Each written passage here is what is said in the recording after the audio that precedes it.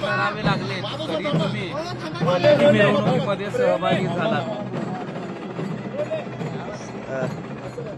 विश्ववंदन हे आज राजांचं जयंती आहे. त्या जयंतीच्या निमित्तानं महाराष्ट्रासह भारतवासियांच्या सगळ्या जनतेला मनापासून मनपूर्वक शुभेच्छा.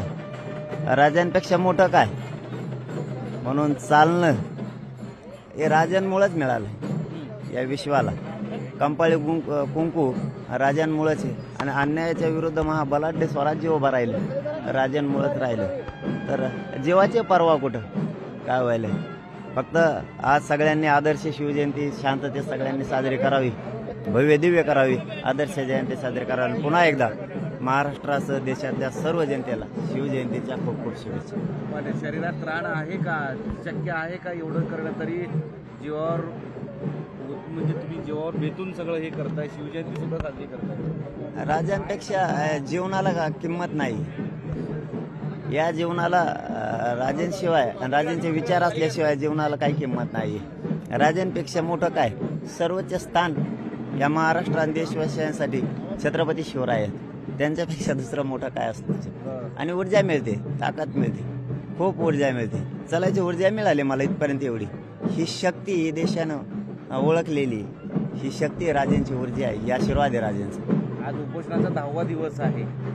आज वाटतं शिवजयंतीच्या निमित्तानं चेहऱ्यावर तर प्रचंड आनंद दिसतो आहे, शरीरात बरंच मोठं बळ दिसतं आहे. आज उपोषणाचा 10वा दिवस आहे असं तुम्हाला वाटतं? नाही वाटत. आज वाटत नाही. जे राजांच्या चरणाला हात लावला, अंगात बळ चढलं आणि बाहेर पडलो. पहिल्यांदा 10 दिवसात मंदिराची ही ऊर्जा भयान हे शब्दात नाही सांगू शकत आपण. राजे म्हणजे काय, पिढ्यांना पार जाते लोकांना तेवढा शब्द समजून घेण्यासाठी. अंगात त्राण नसताना सुद्धा ते शिवाजी महाराजांच्या नावावरचं बळ तुम्ही आणून पायी चालत आहात, या मिरवणुकीमध्ये सहभागी होत आहात.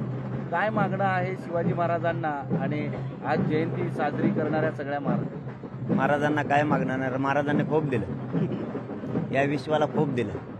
कोणी देऊ शकत नाही. या पृथ्वी तलावर नाही कोणी देऊ शकत एवढं दिलं. आता आम्हाला अपेक्षा नाही, आशीर्वाद सोडता अपेक्षा नाही राजांकडून. काय आम्हाला आशीर्वाद मिळालाच. बाहेर आलो 10 दिवसानंतर, चालता सुद्धा येत नव्हतं, उभा राहिलो. राजांनी ऊर्जा दिली, बळ दिलं. उद्यापासून पुन्हा दंड थोपटून तयारी आहे लढायला.